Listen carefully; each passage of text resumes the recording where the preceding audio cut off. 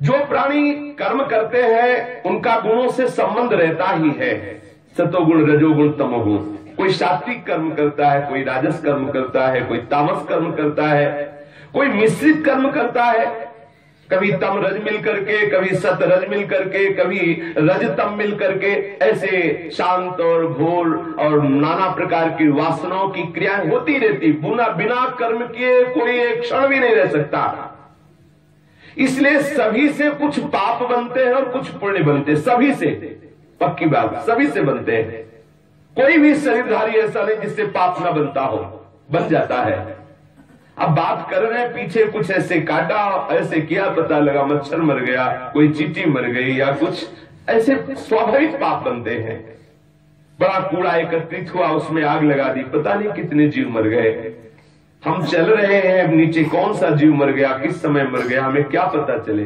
Car में बैठे चल रहे हैं, न जाने कितने जीव नीचे मरते हैं। स्वाभाविक अनजाने में भी बहुत से जीवों की हमारे द्वारा हत्या होती रहती है, पाप होता रहता है। कोई शरीरधारी ऐसा नहीं जिससे कुछ पाप और कुछ पुण्य ना हो। कोई कितना भी पापी हो, उससे भी पुण्य बनता ही है, कभी न कभी वो कोई ऐसा पुण्य करता ही है। ऐसा नहीं कि केवल पाप ही पाप उसके शरीर में, कुछ न कुछ पुण्य हो जाता है। और कोई भी पुण्य आत्मा हो, ऐसा नहीं कि उससे पाप न बनता हो। जो शरीरधारी है उससे कुछ पाप और कुछ पुण्य बनते ही हैं। कोई भी पुरुष बिना कर्म किए एक क्षण रह नहीं सकता। इस लोक में जो मनुष्य जिस प्रकार का और जितना अधर्म या धर्म करता है, निश्चित उसका फल उसको भोगना पड़ता है, परलोक में पूर्ण रूप से, और इस लोक में उसका बचा हुआ। परलोक में पूर्ण रूप से और इस लोक में उसका बचा हुआ कुछ कर्म भोगना ही पड़ता है। स्वच्छंदचारी पुरुष जो मनमानी गंदे आचरण करता है और सोचता है कि हमको कौन देख रहा है, वो सावधान रहे। अगर उसे बचना है अपने इस महान किए हुए कुकर्मों से, तो श्रीधाम वृंदावन की शरण ले ले, प्रभु की शरण ले ले। उनके नाम का जब आज से अभी से प्रारंभ कर दे तो बिगड़ी जन्म अनेक की अभी सुधरे, अभी सुधर जाएगी, सब माफ हो जाएगा। सब वृंदावन धाम का आश्रय लेते ही सब जितने पाप फर्रा जाते हैं और उस शरीरधारी के शरीर से अलग खड़े हो जाते हैं। जितने भी अशुभ कर्म हैं वो सब दूर खड़े हो जाते हैं। और कहीं उसने पुकारा श्री राधा, तो अनुलिख्यानंतानपि तदपराधान मधुपतिर महाप्रेमाविष्टस तो परम देयम विमसति तवैकम श्री राधे ग्रति ही नामामृत। ऐसा स्वामिनी जी का नाम है, जेव ही नामामृत राधा। ऐसा उच्चारण किया कि अनंत जन्मों के पापों के रजिस्टर को लालजू फाड़ के फेंक देते हैं। हमारी प्यारी जी का इसने नाम ले लिया, खत्म, सब खत्म। अब लालजू जब रजिस्टर ही फाड़ के फेंक देंगे तो यमराज तो लालजू के सेवक है, स्वामी थोड़ी है। यमराज जी जो है परम भागवत है, ये लालजू के सेवक है। देखा कि स्वामी ने आदेश कर दिया, इसका कोई लिखा अनुलिख्यानंतानपि तदपराधान मधुपतिर, आगे कोई भी पाप उसके लिखे नहीं जाएंगे। मतलब कोई नया रजिस्टर बनेगा नहीं, पुराना रजिस्टर जला दिया जाएगा। इतने से ही नहीं बात बनी, लालजू प्रेम से विवश होकर सोचते कि इसने श्री राधा नाम लिया हमारे प्रियधाम वृंदावन में, अब इसको क्या दे। तो लगता है इसको क्या दे, मायाकृत वस्तु, नहीं नहीं ये सब नहीं, तो मोक्ष नहीं नहीं, प्यारी जू के नाम का फल मोक्ष थोड़ी होता है। फिर लालजू उसको हृदय से लगा लेते हैं और उसके सदैव पास रहते हैं। जिस दिन वो दर्शन करने की लालसा से युक्त हो जाएगा, उसी दिन उसे दर्शन प्राप्त हो जाएगा। तो दर्शन की लालसा कैसे होगी, एक बार राधा नाम से जब ये हाल हो गया तो बार बार राधा राधा को दर्शन की लालसा हो जाएगी और लाडली लाल के दर्शन भी हो जाएंगे। नहीं तो आप जो भी कर्म करेंगे उसका फल भोगना पड़ेगा। सत्व, रज और तम, ये तीन गुणों के भेद के कारण इस लोक में भी तीन प्रकार के प्राणी देखे जाते हैं। एक पुण्यात्मा, एक पापात्मा और एक पाप पुण्य दोनों से युक्त। एक सुखी देखे जाते हैं, एक दुखी देखे जाते हैं, एक सुख दुख दोनों से युक्त देखे जाते हैं। ये वर्तमान समय ही भूत और भविष्य का अनुमान करा देता है। जैसे आप जो दिनचर्या कर रहे हैं, आप ठीक निर्णय आप स्वयं कर सकते हैं, आपकी दुर्गति होगी कि सदगति, आप खुद निर्णय कर सकते हैं। आप जो कर्म कर रहे हैं, यदि आपके हृदय में भय लग रहा है और जलन हो रही है, तो आप समझ लो भयावह लोकों में जाने वाले हो। आप जलोगे, क्योंकि आप ऐसे कर्म कर रहे हो। यदि आपको आनंद आ रहा है, उन्मत्तता हो रही है, निर्भयता आ रही है, शोक रहित स्थिति आ रही है, चिंता रहित स्थिति आ रही है, संशय रहित वृत्तियां उदय हो रही है, समझ लो आप निर्भय पद की प्राप्ति की तैयारी कर रहे हैं, आप निर्भय पद के अधिकारी हैं। वर्तमान समय ही आगे की सूचना देता है कि आपकी आगे का जन्म क्या होगा, आपकी दुर्गति या सदगति होगी, ये वर्तमान समय ही बता देता है। जन्म जन्मांतरों के पाप संस्कार या पुण्य संस्कार से प्रेरित होकर वो नया पाप या नया पुण्य करता रहता है जीव। जैसे सोया हुआ ज्ञानी पुरुष स्वप्न के समय प्रतीत हो रहे कल्पित शरीर को ही अपना वास्तविक शरीर समझता है, सोए हुए अथवा जागने वाले शरीर को भूल जाता है, वैसे ही जन्म जन्मांतरों में जो पाप या पुण्य कर्म हुए हैं, इस जन्म में जीव उनको भूल जाता है कि हमने पीछे क्या पाप किया, पीछे क्या पुण्य किया, और वर्तमान शरीर में वो अति आसक्ति कर बैठता है। बस यही मैं हूं, मैं स्त्री हूं, मैं पुरुष हूं, मैं अमुक हूं। पीछे के शरीर का उसका विस्मरण हो जाता है। मैं पीछे ये था, ऐसे कर्म किए, उसके फलस्वरूप ये योनि प्राप्त हुई, ऐसा भूल जाता है। जीव इस शरीर में 5 कर्मेंद्रियों से लेना देना, चलना फिरना आदि काम करता है। 5 ज्ञानेंद्रियों से शब्द स्पर्श रूप रस गंध आदि इनका सेवन करता है, और 16वें मन के साथ 17वां वो स्वयं मिलकर अकेले ही मन, ज्ञानेंद्रिय और कर्मेंद्रिय इन तीनों विषयों का भोक्ता बन जाता है। ये जो मन है, 5 कर्मेंद्रिय, 5 ज्ञानेंद्रिय, 5 तन्मात्रा, बस इन्हीं के द्वारा पूरी प्रकृति का बंधन स्वीकार करवा देता है इस जीव को, और जीव अपने को बना हुआ मान करके नाना प्रकार के सुख दुख को भोगता रहता है। जीव का ये 16 कला और सत्वादि 3 गुणों वाला ये लिंग शरीर अनादि है। यही जीव को बार बार हर्ष, शोक, भय, पीड़ा, जन्म, मृत्यु, ये चक्कर बार बार उसको भोगने पड़ते हैं।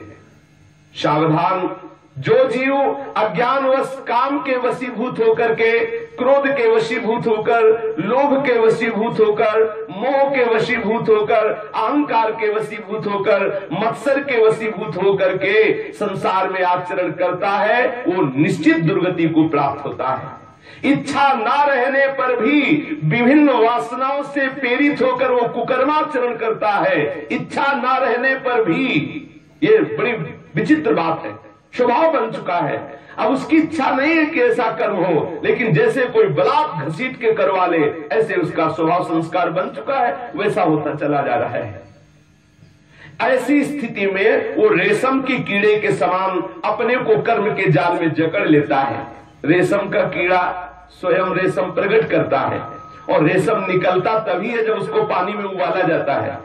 कीड़े को उबाला जाता है तभी रेशम निकलता है।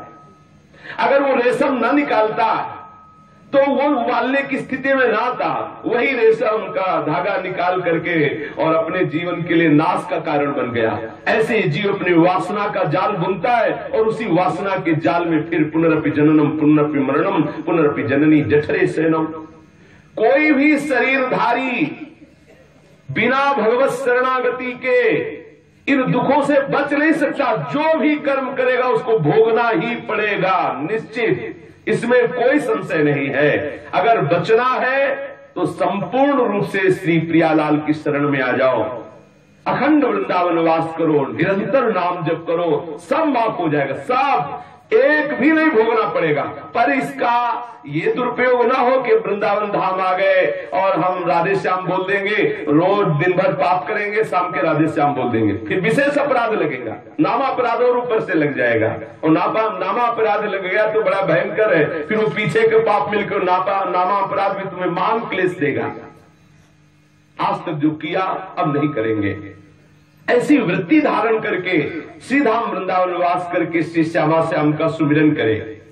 जीव अपने पूर्व जन्मों के पाप पुण्य में संस्कारों के अनुसार स्थूल और सूक्ष्म शरीर प्राप्त करता है।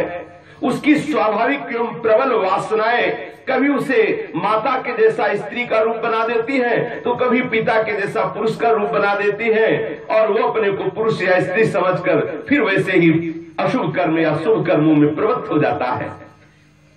प्रकृति का संसर्ग होने से ही पुरुष अपने को वास्तविक पुरुष समझ लेता है, अपने स्वरूप का विस्मरण हो जाता है। स्त्री शरीर वाला अपने को स्त्री समझ लेता है, ना वो स्त्री है ना पुरुष, वो तो प्रभु का चिदानंदमय अंश है। ईश्वर अंश जीव अविनाशी चेतन अमल सहज सुख राशि, पर इस विनाशी शरीर को मैं मान करके फंस गया है।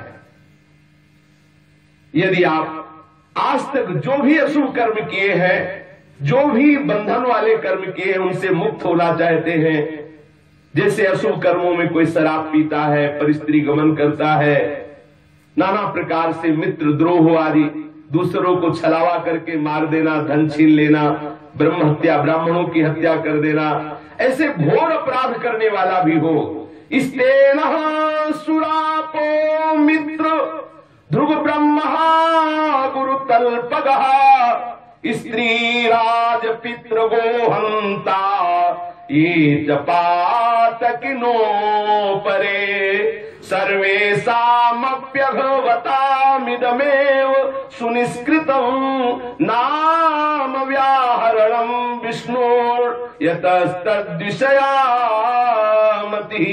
चाहे चोर हो, शराबी हो, मित्रद्रोही हो, ब्रह्मघाती हो, गुरु पत्नी का गमन करने वाला हो, या ऐसे लोगों का संसर्गी हो, स्त्री राजा पिता और माता और गाय की हत्या करने वाला हो, चाहे जैसा, चाहे जितना बड़ा पापी हो। ये देखो ध्यान से सुनने की बात है, कितना भी बड़ा पाप करने वाला हो, अब उसे पता चल गया कि मैंने बहुत अशुभ कर्म कर डाले, अब हमें घोर नरकों की प्राप्ति होगी, तो क्या करे? बोले हरि की शरण में आ जाए, प्रभु की शरण में आ जाए, धाम की शरण में आ जाए और पुकारे श्री राधे, हे करुणामयी स्वामिनी, हे राधा, हे लाडली, हे कृष्ण, हे गोविंद, हे राधा वल्लभ लाल, हे कुंज बिहारी लाल, हम आपकी शरण में, हमें स्वीकार कर लो। जो ही प्रभु की शरण में होके प्रभु का नाम उच्चारण किया, उच्चारण मात्र से उसके सारे पाप नष्ट हो गए। उच्चारण, नामोच्चारण मात्र से सारे पाप उसके नष्ट हो गए। नहीं तो जितने इन पापों का नाम लिखा हुआ है ये महापाप है, और भोगने पड़ेंगे तो हमारे अनंत जन्म बीत जाएंगे, फिर भी हम इनसे मुक्त नहीं हो सकते। इतना गोदाम भरा हुआ है।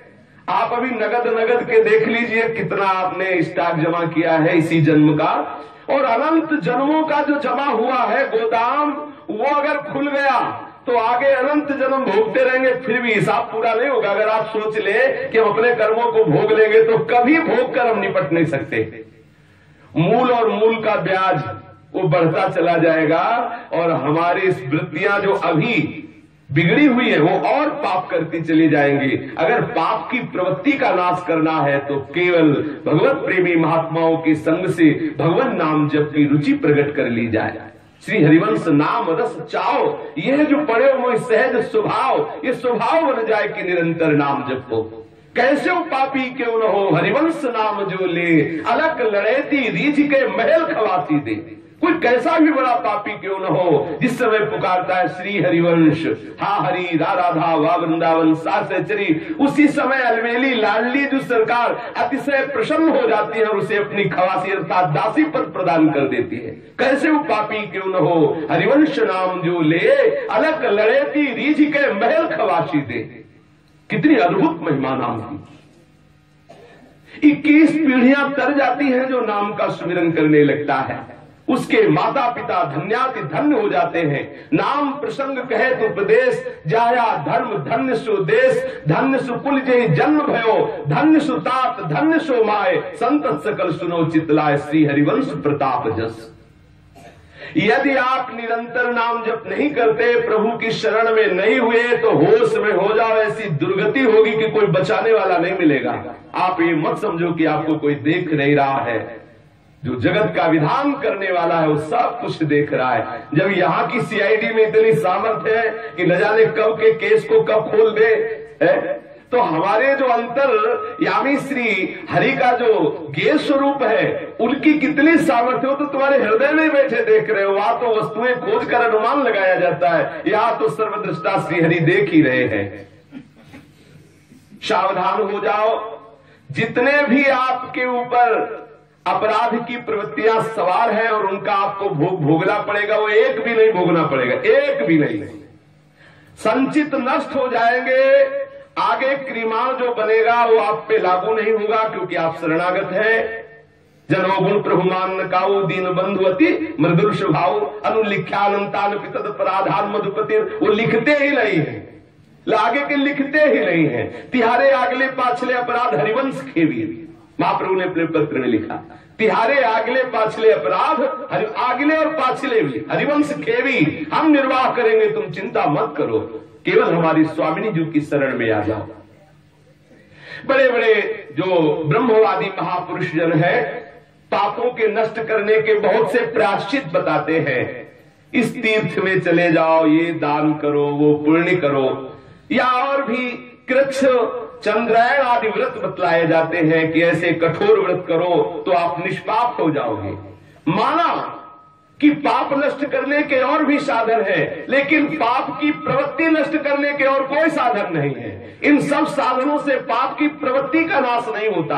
अगर पाप की प्रवृत्ति का नाश करना है तो निरंतर शरण में होकर नाम जप करो, निरंतर नाम सुमिरन करो। नाम के बिना किसी की सदगति नहीं हुई। बाल मथे घृत होए बरु सिकता ते बरु तेल, बिनु हरि भजन न भवतरी, या सिद्धांत अपेल। निश्चित सिद्धांत है, बिना भजन के, बिना नाम जप के, बिना नाम कीर्तन के, बिना लीला गायन श्रवण के आपको सदगति प्राप्त होने वाली नहीं। अपार बल है नाम में, अपार बल। आप इतने पाप कर ही नहीं सकते जितने नाम में पावन करने की सामर्थ्य। एक नाम त्रैलोक ही तारे, एक नाम पूरे त्रिभुवन को तार देगा, इतनी सामर्थ्य नाम में है।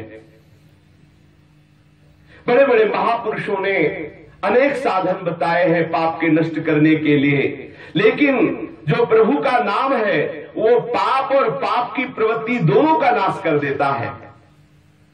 पूरा पूरा प्रायश्चित पापों का किसी और साधन से नहीं हो सकता, केवल एक नाम ही है जिससे पूरा पूरा प्रायश्चित हो जाता है। जो नाम जप करते हैं बहुत शीघ्र निष्पाप होकर के वो भगवत दर्शन या भगवत सेवा के अधिकारी हो जाते हैं। बड़े बड़े महात्मा पुरुष ये बात जानते हैं। सांकेत्यम पारिहास्यम वा स्तोभम हेलन में वा वैकुंठ नाम ग्रहण मशेषा गहरम विदुः पतितः स्खलितो भग्नः संदष्ट स्तप्त आहतः हरिरित्यवसेनाः पुमान्नार्हति यातनाम् गुरूणां च लघूनां च गुरूणि च लघूनि च प्रायश्चित्तानि पापानां ज्ञातोक्तानि महर्षिभिः। बड़े बड़े महात्मा पुरुष इस बात को जानते हैं। सब संत भगवान एक स्वर में इस बात को कहते हैं कि संकेत में भी यदि नाम बोल दिया जाए, वृंदावन में प्राय संकेत में अधिक नाम बोलते, राधे, उनको बुलाना राधे, वो बोले हाँ राधे राधे। यार धाम की महिमा चलत फिरत सुनियत है श्री राधा वल्लभ लाल। परिहास में यहाँ विनोद भी करते हैं तो किसी को छेड़ना भी है तो राधे राधे से छेड़ते हैं, विनोद भी करते हैं तो राधे राधे नाम से करते हैं। जो परिहास में, विनोद में नाम, संकेत में नाम उच्चारण कर ले, या ऐसे ही स्वर आलापने में किसी को गाते कीर्तन देख करके और उसकी नकल करने में ऐसे ही, या हंसते हुए या किसी का उपहास करने में भी नाम का उच्चारण कर ले, या किसी की अवहेलना करने में नाम का उच्चारण कर ले, नाम उच्चारण करते ही उसके सारे पाप नष्ट। यद्यपि श्रद्धा से नहीं ले रहा, वैष्णव जनों की अवहेलना, जब श्री ठाकुर हरिदास जी को मार्ग मार्ग कोणों से उनको पीड़ा पहुंचाई जा रही थी, वो शांत थे, जब जल्लादों ने देखा कि इनको पीड़ा ही नहीं पहुंच रही तो और जोर जोर से मारते। जब जोर जोर से मारते तो हंसते और कहते हरी बोल हरी बोल। जब उनके ऐसी पीड़ा में भी हरी बोल निकलता तो वो जल्लादों को नहीं रहा गया, वो अवहेलना पूर्वक बोले हरी बोल कहता है। अब वो आनंदित हो गए हरिदास जी कि अब इन जल्लादों का भी कल्याण हो जाएगा, क्योंकि इन्होंने 2 बार हरि बोल बोला। ये अगर अवहेलना करने पर भी, उपहास करने पर भी किसी तरह नाम निकल जाए, वो नाम सारे पापों को नष्ट कर देता है। गिरने के समय कोई बोल पड़े राधे या राधे श्याम, राधा वल्लभ, कोई भी नाम गिरते समय वो पैर फिसला, एकदम पुकारा श्री राधा, सारे पाप नष्ट हो गए, नरकों के गिरने से बच गया, बड़ा लाभ मिल गया उसको। जमवाई आ रही है, अभ्यास करना चाहिए, नाम उच्चारण करना चाहिए। पैर फिसल गया, नाम उच्चारण करे, या कोई अंग भंग हो रहा है, नाम उच्चारण करे, कोई भय सामने आ रहा है, नाम उच्चारण करे। आग में जलने पर या सांप के काटने पर या चोट के लगने पर जो विवश हो के हे हरि श्री हरि ऐसा पुकार उठता है, प्रभु का नाम उच्चारण करने मात्र से ही जितनी यम यातना उसे मिलनी थी सब नष्ट हो जाती है। देख लो कितना सहज सरल, क्या इसमें परिश्रम है, केवल जिह्वा ही तो हिलानी है, राधे श्याम राधे श्याम राधे श्याम, राधा वल्लभ श्री हरिवन, जिह्वा ही तो हिलानी है। यदि जिह्वा के अग्रभाग में नाम विराजमान है, वो कभी यम यातना का अधिकारी नहीं हो सकता। जीवन में जितने अपराध के सबका एक ही प्रायश्चित है, नाम, केवल नाम। और बड़े बड़े ऋषियों ने प्रायश्चित बताए हैं, लेकिन संपूर्ण प्रायश्चित होता है केवल नाम से। महर्षियों ने जानबूझकर बड़े पापों के लिए बड़े और छोटे पापों के लिए छोटे प्रायश्चित बतलाए हैं, जैसे तपस्या है, दान है और यज्ञ आदि है। ये सब है, इनसे यद्यपि पाप नष्ट हो जाते हैं, पर पापों से मलिन हुआ हृदय शुद्ध नहीं होता। जो अंतःकरण वो पूर्ण रूप से इन साधनों से शुद्ध नहीं होता, वो होता है श्रीहरि की शरण में, श्रीहरि की सेवा करते हुए, श्रीहरि प्रिया का नाम उच्चारण करते हुए संपूर्ण रूप से हृदय शुद्ध हो जाता है। जान में या अनजान में, अज्ञानाद अथवा ज्ञानाद उत्तम श्लोक नाम यत् संकीर्तित मघम पुंसो देह दहे देधो यथा नरः। कह रहे हैं जान में कोई उच्चारण कर ले या अनजान में उच्चारण कर ले, जैसे आग में किसी भी तरह छू जाए, जान से अनजान से उसे जला ही देती है, ऐसे ही वो कैसे भी नाम उच्चारण कर ले, नाम उसके अंतःकरण के समस्त अपराधों को नष्ट करके परम पावन कर देता है। हरिवंश सुनाम जो नित्य रटे, छिन जाम समान न नेक घटे, विधि और निषेध नहीं तिनके, सुख संपत्ति दंपति जो जिन। कोई और विधि नहीं, कोई और निषेध नहीं, एक ही निषेध है कि नाम का विस्मरण न होने पावे, एक ही विधि है कि हर समय नाम का स्मरण होता रहे। जिसकी जिह्वा से निरंतर नाम स्मरण होता रहता है, उसे दंपत्ति का सुख निश्चित प्राप्त हो जाता है। श्री श्यामा श्याम उसकी संपत्ति बन जाते हैं जो निरंतर नाम जप करता है। नाम का कीर्तन, जहां तक आवाज नाम की धुनी जाती है कीर्तन की, वहां तक सारा वातावरण सुंदर पवित्र हो जाता है, भगवतमय हो जाता है। अगर आप नाम कीर्तन कर रहे हैं, कोई भी जीवात्मा जो प्रेत भाव को प्राप्त हो गया है, वो नाम श्रवण करते ही पवित्र होकर सद्गति हो जाती है उसकी। यदि आप नाम कीर्तन कर रहे हैं तो जो अव्यक्त महापुरुष है, कोई लता के रूप में, कोई पक्षी के रूप में या कोई अव्यक्त रूप में, वो सबका आशीर्वाद आपको प्राप्त होगा। नाम कीर्तन जितने जोर से किया जाए उतने लाभ, और जप जितने धीमे किया जाए उतने लाभ होता है। जप में वाचिक से श्रेष्ठ उपांशु, उपांशु से श्रेष्ठ मानसिक है, और कीर्तन में बहुत उच्च स्वर स्तंभ सर्वदैव, ऊंचे स्वर से सदैव गान करना चाहिए। नाम कीर्तन करने के लिए धीरे धीरे नहीं बोलना चाहिए। गाली देना होता है तो पता चलता है कि अमुक जगह लड़ाई हो रही, और नाम कीर्तन में 100-200 लोग बैठे हो तो भी नहीं पता चलेगा कि हाँ यहाँ कुछ हो रहा है। नाम कीर्तन में एक संत भगवान कह रहे थे, नाम कीर्तन करते हुए यदि गले की नसें फूली नहीं, तुम्हारा चेहरा लाल नहीं हुआ तो कीर्तन क्या हुआ। गले की नसें यदि फूली नहीं, तुम्हारा चेहरा पूरा लाल नहीं हुआ, चेहरा कीर्तन करते हुए, तो तुम्हारा कीर्तन क्या हुआ? जब गान करते हुए गले की नसें फूल जाए, चेहरा लाल हो गया, पसीने से लथपथ है, रोम रोम खड़ा है, आंसुओं की धार बहरी, हो गया परम मंगल हो गया। कोई परम शक्तिशाली अमृत को उसका गुण जाने बिना भी पी ले तो अमर हो जाएगा। ऐसे ही कोई अनजाने में भी यदि नाम ले ले तो नाम का जो प्रभाव है वो निष्फल थोड़ी होगा। नाम उसे परम पावन करके प्रभु से मिला ही देगा।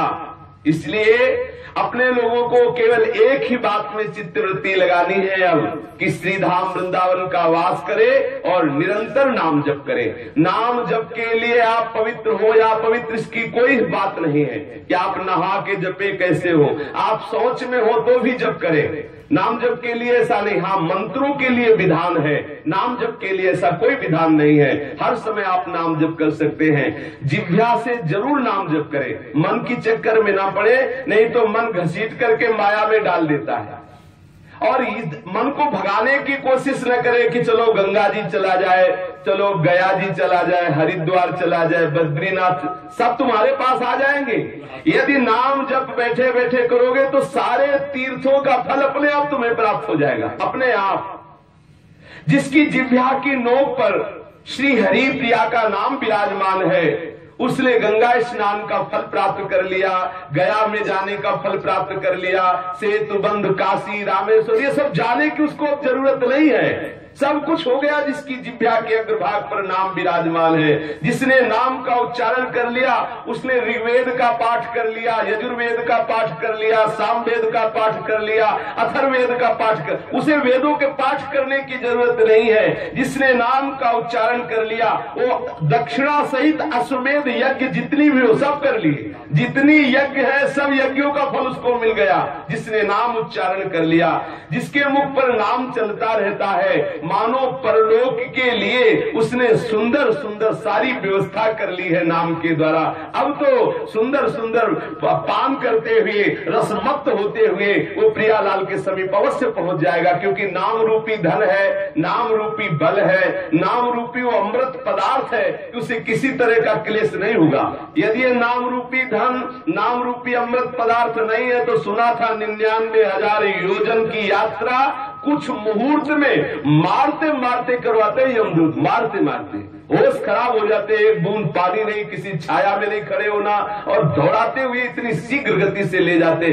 और रास्ते में बड़े भयानक भयानक चोंच वाले बड़े बड़े वो पक्षी नोचते, उसको क्लेश देते हैं। बचना है इस क्लेश से, नरकों के क्लेश से, जन्म मरण के क्लेश से, दुखों से, व्याधियों से, तो पुकारो श्री हरि नाम को, पुकारो श्री जी के चरणारविंद में आश्रित होकर के प्रिया प्रीतम के नाम को निरंतर धाम का वास करते हुए, निरंतर प्रिया प्रीतम का सुमिरन करते हुए अब समय जाए। एक भी क्षण हमारा बाहर संसार के चिंतन में ना जाए तो समझ लो सब बात बन गई।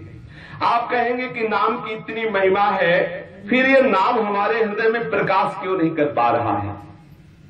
देखो, आपने राधे श्याम कह दिया तो पक्की बात अब आपकी दुर्गति नहीं होगी, लेकिन आपको प्रिया प्रीतम के दर्शन नहीं होंगे, क्योंकि आगे जो हमारी वृत्ति संसार का चिंतन कर रही, इसके कारण दर्शन नहीं हो पा रहा। एक नाम त्रैलोक्य तारे, इसमें कोई संशय नहीं है। एक बार अगर प्रेम से प्रभु का नाम पुकार दे तो निष्पाप हो जाता है, इसमें कोई संशय नहीं है। निष्पाप पुरुष हो गया, लेकिन आगे पाप ना बनने पावे, आगे हमारी वृत्ति में संसार का चिंतन ना होने पावे, इसलिए में निरंतर नाम जपना है, अव्यावृत भजना, अखंड भजन करना है। एक सेकेंड भी हम नाम से अलग जिस क्षण नहीं होंगे तो आप देख लेना बहुत जल्दी आपको प्रियालाल का सानिध्य प्राप्त होगा। आप सत्संग सुन रहे हैं, ये समय सार्थक जा रहा है, लेकिन नाम जप नहीं करेंगे तो सत्संग भी आपको भगवत प्राप्ति नहीं करा सकता। क्यों? 1.5 घंटा सुने, ये समय तो ठीक गया, इसके बाद बोले कार्तिक का महीना है और डट के कार्तिक के महीने में हमको साधना करनी है, और फिर कार्तिक के बाद जब अगहन का महीना आया तो प्रमाद स्थिति धारण कर लेनी है, तो भगवत प्राप्ति होगी क्या? हमारे लिए हर दिन हर महीना विशेष है, हर क्षण विशेष है। देखो, ऐसी चाल से चलो कि बराबर चलते रहो। 2 किलोमीटर दौड़ के चले और 10 दिन बैठे रहे तो फायदा क्या हुआ? ऐसी दौड़ लगाई 2 किलोमीटर की, वाह भाई वाह, बहुत तीव्र दौड़ लेते हैं, और 10 दिन बैठे रहे, परेशान हो गए तो क्या फायदा। धीमी चाल से चलो, लेकिन निरंतर वाली चाल चलो, सदैव चाल चलो। भगवत प्रेम मार्ग में चलने के लिए विशेष बात हटा दो दिमाग से कि ये विशेष तिथि और ये विशेष महिला है, शायद सबको ना बचे। जब तक तुम्हारे अंदर ये बात नहीं आएगी कि भगवत स्मरण विशेष है, प्रियालाल का स्मरण विशेष है, तब तक ये जितने विशेष है ये हमें प्रेम प्रदान नहीं कर सकते। प्रेम प्रदान करने के लिए सतत स्मरण तद स्मरणेन परम व्याकुलते थी। जब हर समय स्मरण चल रहा है तुम्हारे लिए परम विशेष यही बात है। ये संसारी पुरुषों के लिए है कि आप ऐसे से ऐसा, आज अमुक तिथि है, चलो उत्साह करो, इतना साधन कर लो, ऐसा दान कर लो, ऐसा पुण्य कर लो। लेकिन अपने लोग जो विरक्त भाव से श्री श्यामा श्याम के अनुराग रस में रंगना चाहते हैं, उनके लिए एक ही विशेष बात है, हरिवंश नाम विसरे न छिन, श्री हरिवंश सहाय भल। एक क्षण के लिए नाम नहीं विस्मरण होना चाहिए, एक भी क्षण ऐसा न जाए जिसमें नाम ना हम सुमिरन कर पावे। यही विशेष बात है, सब शास्त्रों का सार यही बात है, और सबसे कठिन यही बात है। अपने को तो सबसे कठिन यही बात लगती है, हर समय भगवत स्मरण करते हैं, सबसे कठिन बात। और जिनका अखंड स्मरण हो रहा है वही दिव्य लीलामृत का पान कर रहे हैं। नाम एक में इतनी सामर्थ्य के सारे पापों को नष्ट कर देता है, पर भगवत दर्शन इसीलिए नहीं होते कि अब आगे वृत्ति संसार का चिंतन न करने पावे। इसीलिए ठाकुर जी मांग करते हैं, अनन्य चिंतयन्तु माम, मेरा चिंतन अनन्य बनना चाहिए। उसी अनन्य चिंतन बनने के लिए निरंतर नाम जपने की प्रेरणा की जाती है। शास्त्रों में, संतों में, सब में एक ही महामहिमा में प्रकाश है। ये जितने शास्त्र हैं ये सब बिना पढ़े आपके हृदय में स्फुरित हो जाएंगे यदि नाम चलने लगा। जो वाल्मीकि जी का उदाहरण दिया जाता है कि रत्नाकर डाकू ऐसे 7.5 गाड़ी यज्ञोपवीत ब्रह्म ऋषियों के मरे शरीर से उतार करके उन्हें जमा किए थे। जिस ब्रह्म ऋषि को मारते उसका यज्ञोपवीत लेके रख देते। 7.5 गाड़ी यज्ञोपवीत जमा हुआ था, इतने ब्रह्म ऋषियों की हत्या की थी। इनकी कभी भी सदगति नहीं हो सकती थी, लेकिन महापुरुषों की प्रेरणा से जब इन्होंने भगवान नाम लेना चाहा तो नाम नहीं निकला। पापी पुरुष से थोड़ी नाम निकलता है। तो उपाय बताया नारद जी ने कि आप मरा तो कर सकते हो। बोले अभ्यास है हमको मारने का अभ्यास, मरा। बोले यही बोलो। बोले मरा। बस 2 के बाद शुरू हो गया भगवान। बोले जब तक हम नाम है तब तक आप जपते रहना। आहा, ऐसा नाम में रस मिला, ऐसी महामहिमा प्रकट हुई कि प्रभु के अवतार के पहले उन्होंने लीला प्रकट कर दी। सेवक जी वृंदावन नहीं आए, वो एक गढ़ा में ही हरिवंश नाम रटा और वही नित्य विहार उनके नेत्रों के सामने प्रकट हो गया। महाप्रभु प्रकट हुए, प्रियालाल प्रकट हुए, दिव्य लीलाएं प्रकट हो गई। आप देख लीजिए, नाम का जहां कहीं भी सुमिरन जिसने किया है दिव्य चमत्कार प्रकट हुआ है। और नाम के बिना सब शून्य है। सही बात में आप चाहे जितनी सेवा करें, आप चाहे जितना स्वाध्याय करें, ये मन मरने वाला नहीं है। मरता है तो सिर्फ नाम से मरता है। और जिन महापुरुषों का चरित्र लिखा हुआ आप पढ़ के देख लो, उनके जीवन में प्रधान बात है नाम। जिसने नाम को अपना आहार बना लिया है, जो नाम के बिना जी नहीं सकता, जैसे मछली का आहार है जल, वो जल के बिना नहीं जी सकती, ऐसे नाम के बिना जब हमारी ये स्थिति हो जाए कि हम तड़पने लगे, तद स्मरणेन परम व्याकुलते, सब कुछ प्राप्त हो जाएगा। आज के सत्संग का सार भाव यही है। श्रीधाम वृंदावन वास करते हुए रज और रसिकों के संग के प्रभाव से निरंतर हमारी नाम में रुचि हो। ठाकुर सेवा बने तो ठीक, ना बने तो कोई बात नहीं। पाठ हो तो ठीक, ना हो पावे कोई बात नहीं है, लेकिन जिह्वा से नाम न छूटने पावे। जो वाणियों में लिखा है वो स्फुरित हो जाएगा आपके हृदय में। जो वाणियों में लिखा है वो आपके हृदय में स्फुरित हो जाएगा। जिनकी सेवा करनी है वो स्वयं आके जबरदस्ती आपके हृदय में बैठ जाएंगे, आपसे सेवा करा लेंगे, हृदय रूपी निकुंज में आके बैठ जाएंगे। केवल नाम, केवल नाम। जिसने नाम पकड़ लिया सब कुछ प्राप्त हो गया। जिसकी जिह्वा पे नाम है उसको क्या दुर्लभ रह गया। और नाम नहीं है तो चाहे हमारे अंतःकरण को मलिन समझ के बात समझ लीजिए कि कुछ ना कुछ हमको थोड़ा बड़ा राय पाई अनुभव ये हुआ है कि सेवा करते हुए भी मन नहीं मरता। आपको उदाहरण देने की जरूरत नहीं है, देख लीजिए आप खोल करके कि सेवा विशेष होने पर भी वही कंचन की लालसा, वही कामनी की लालसा, वही प्रपंच भरा हुआ है। क्यों नहीं हो रहा? क्योंकि नाम नहीं है। पाठ करने पर भी एक स्वर से पूरी भागवत का पाठ कर जाए, ऐसे ऐसे विद्वान है, लेकिन वही कंचन की लालसा, वही कामनी की लालसा। कौन सा ऐसा कार्य है जो नहीं कर सकते सब? वो है केवल नाम जप। अगर निरंतर नाम जप नहीं है तो ये जितने भी साधन है सब शून्य। नाम है अंक, अंक लगने पर शून्य का महत्व 10 गुना हो जाता है, और अंक हटा देने पर शून्य शून्य ही रहता है। सब साधन शून्य है और नाम है अंक। यदि नाम जप सहित साधन किया जाए तो 10 गुना बढ़ता चला जाएगा, प्रियालाल की प्राप्ति निश्चित हो जाएगी। सबका सार नाम है, नाम। कहीं भी, किसी भी संप्रदाय में, किसी भी पंथ में, किसी भी ग्रंथ में, किसी भी संत में अगर महिमा में है तो नाम है, नाम। नाम से ही सब कुछ प्राप्त हो जाता है। श्री राधा वल्लभ लाल की जय जय।